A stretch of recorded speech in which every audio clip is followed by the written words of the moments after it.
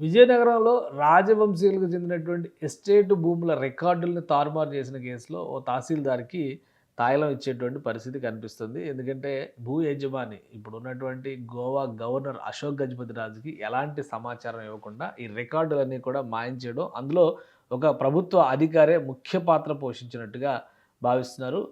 ఈ రికార్డులని తారుమారు చేసినటువంటి తహసీల్దార్ ప్రభాకర్ రావు ఆయన అప్పట్లో పనిచేశారక్కడ.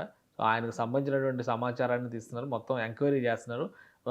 ఈయన అశోక్ గజపతిరాజు గారు ఇచ్చినటువంటి ఫిర్యాదు ప్రకారం చూస్తే, ఇది AP surveys and boundaries act 1923లో ఉన్న నిబంధనలను ఉల్లంఘిస్తూ యజమానికి నోటీస్ ఇవ్వకుండా భూమిని మార్పు చేసినట్లు అశోక్ గజపతిరాజు గారు పేర్కొన్నారు.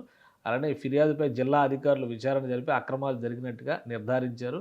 సర్వే నంబర్ 569లో ఉన్నటువంటి ఎకరా భూమిలో ఉన్న చెరువుని ప్రభుత్వ భూమిగా మార్పు చేసి 2022 మే 18వ తేదీన జారీ చేసిన జీవో నంబర్ 356 ప్రకారం ఆ స్థలాన్ని 33 ఏళ్లకి లీజుకి ఇస్తూ అక్కడ వైఎస్ఆర్‌సీపీ పార్టీ కార్యాలయాన్ని కట్టేశారు. అంటే ఆ దిశగా అప్పుడు ఆ నిర్మాణం మొదలైనప్పటి నుంచి కూడా కంప్లెయింట్లు ఇస్తూ అశోక్ గజపతిరాజు గారు చెబుతూ ఉన్నారు. అది వాస్తవానికి ఎర్ర చెరువు అనేటువంటి ప్లేసు. దాన్ని వైసీపీ అక్కడ కార్యాలయాన్ని నిర్మించేసింది.